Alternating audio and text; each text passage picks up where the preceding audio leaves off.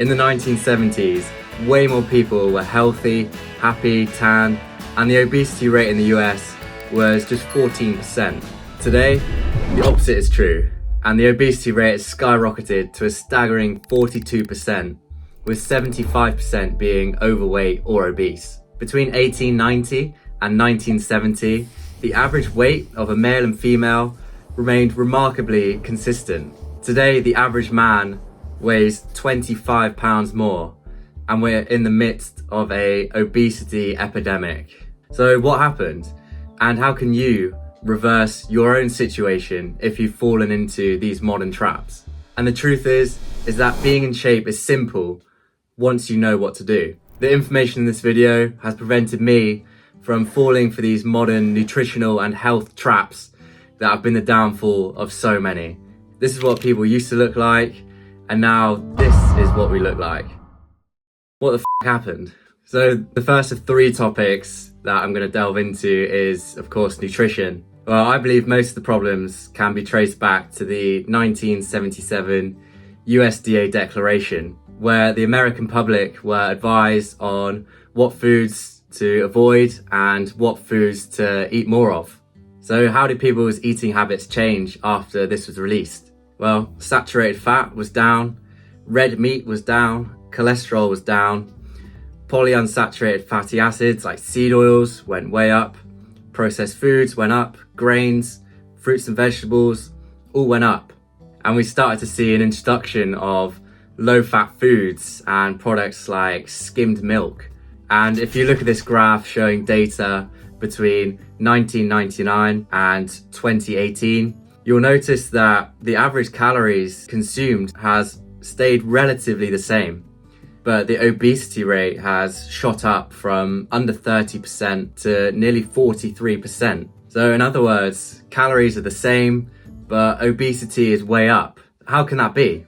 Well, I'd argue the problem is what we're eating and not how much we're eating. Most of the modern processed foods that have come about in the last 30 or 40 years are incredibly high in sugar, carbohydrates, seed oils, and these give you a spike in insulin. And when your insulin is high, it makes it impossible to lose fat.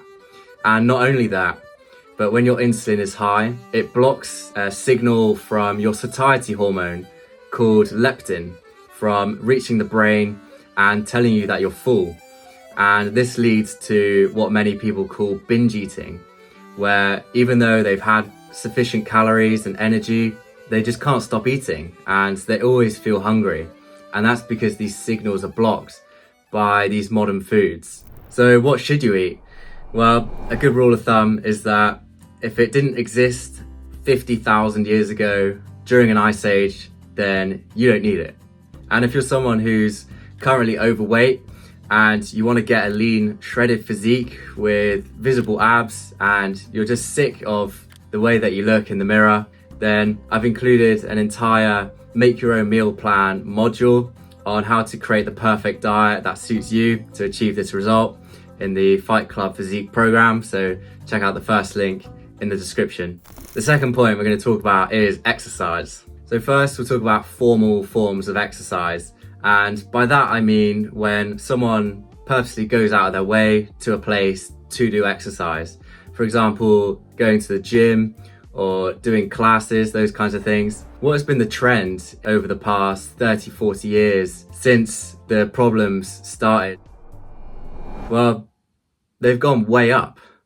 More people are doing formal exercise than ever before, and yet we're sicker and unhealthier than ever before. Another reason could be a decrease in kids' activities.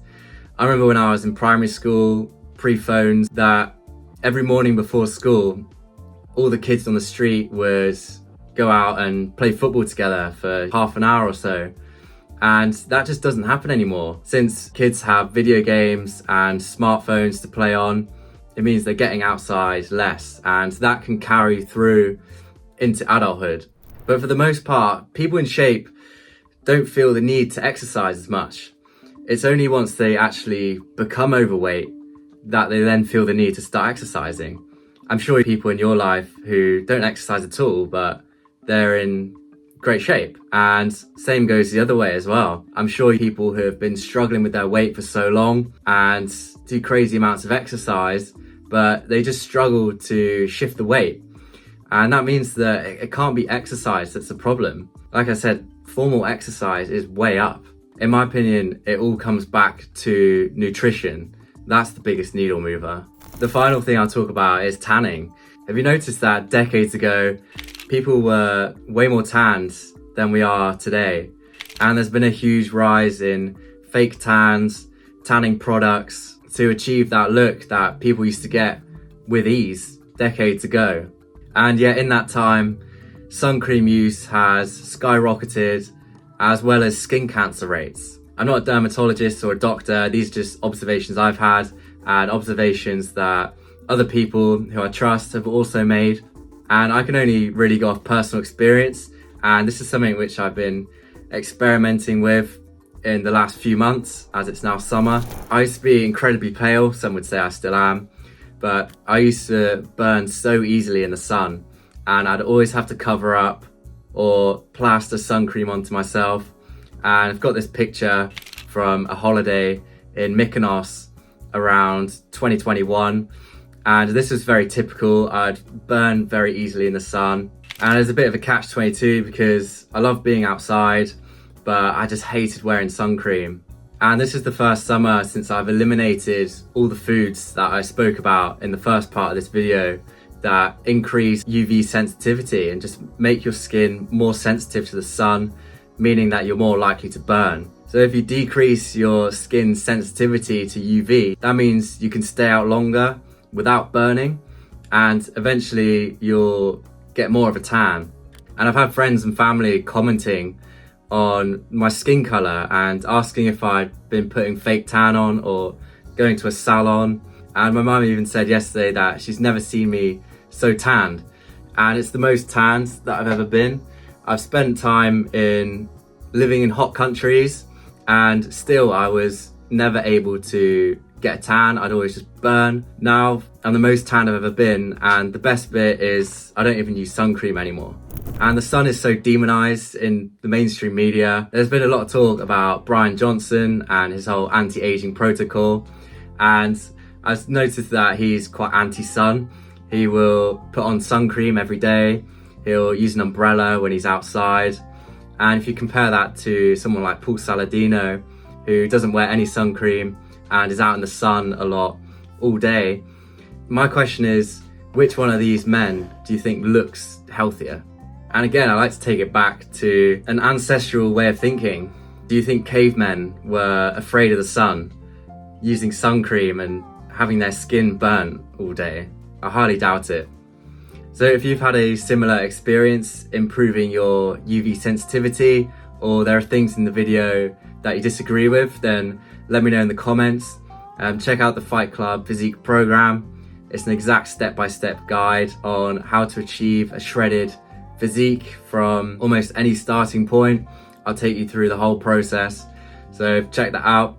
If you like this video, you might also like this video. So I'll see you there.